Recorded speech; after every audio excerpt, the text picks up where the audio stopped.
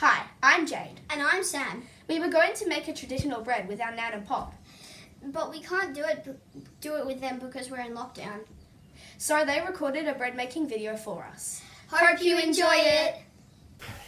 Hi everybody, today I'm going to make challah bread, and because I'm making it in the food processor, it saves quite a lot of kneading. Right, to start with, we need a half a cup of lukewarm water, and into that I put a teaspoon of sugar, and now I will put in 1 sachet of yeast. We give that a little bit of a stir, and we leave that now for 10 minutes for the yeast to take effect. While we're waiting for the yeast to prove, in here I have 3 cups of flour, which I'm going to put into the... Then I'm using 2 tablespoons of sugar and 1 teaspoon of salt. I'll just give that a little stir. Right, I'm now going to stir the yeast mixture.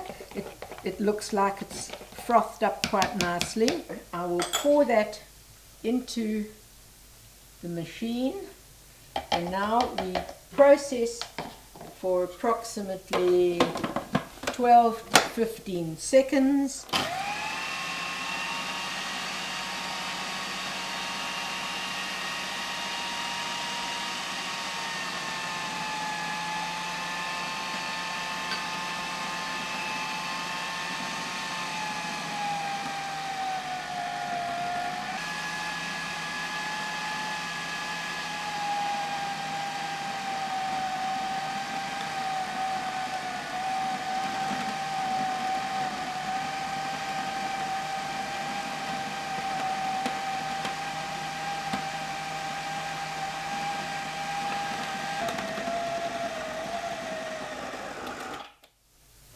Right, we have now processed the dough, which has saved a lot of kneading, and while the mixture was processing, it formed a ball around the blades. We now have a dough that's formed around the center, and this will now go into an oiled bowl.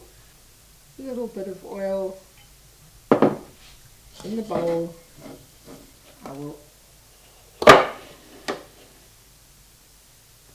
The dough has formed very nicely around the blades, and now we will just form our dough. I will now knead the dough for 1 or 2 minutes, and after that it will go into the oiled bowl. Right, the dough looks pretty good. I have kneaded it actually just for a very short 1 to 2 minutes, and now I'm going to pop it into the oiled bowl and just paint a little bit of oil over the top, and that's what it looks like. It is now going to go into the fridge, where it will rise hopefully and be baked tomorrow. Good morning everybody. Right, it's now the next day, and I'm pretty happy with the way the dough has risen overnight. It was in the fridge, and now what I need to do is take it out. Hopefully it's not going to be sticking too much onto the bowl. And yep, what I do now is punch it down, because I'm going to let it rise again just one more time out of the fridge this time, and I'm going to let it rise, and then later today we'll bake it. One little step that I meant to mention is that I oil the bowl again, and just oil the top of the dough before I pop it in, because if I don't do that, then it could stick. So now I will put it in again, just oil the top a little bit, and now I will let it rise again, not in the fridge this time, but in a warm place. Right, the dough has now risen for the second time, and what I'm going to do now is ease it out of the bowl. We can get all our dough out. Yes, it's coming out pretty well. I'm pretty happy with that.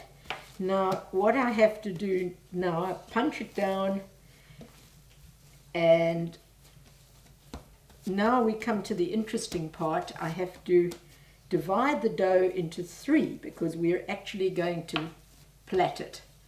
So I'll divide it into 3.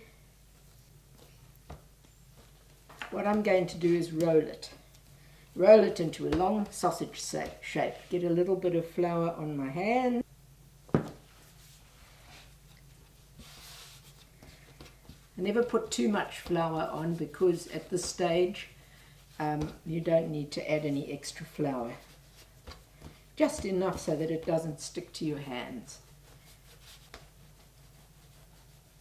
Right, we've done one now, and at this point we'll do the other 2.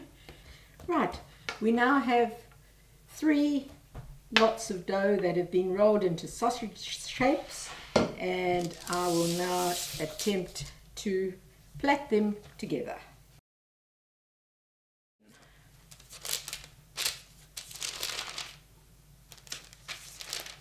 Join them together and plait them. Now I always tuck the ends underneath just so that it doesn't come unstuck, and that I will now leave to rise for approximately another hour. Right, the last part of the rise was done, and the bread is really risen quite amazingly. What we're going to do now is I'm going to paint it with egg yolk and a little bit of water. I'll paint it all over, and the reason for painting this is that it gives the bread a lovely shine. Sprinkle sesame seeds quite liberally. I'm going to put it into a 200-degree oven for 30 minutes. Our bread is ready. All baked and ready to cool down before we can slice it. Enjoy.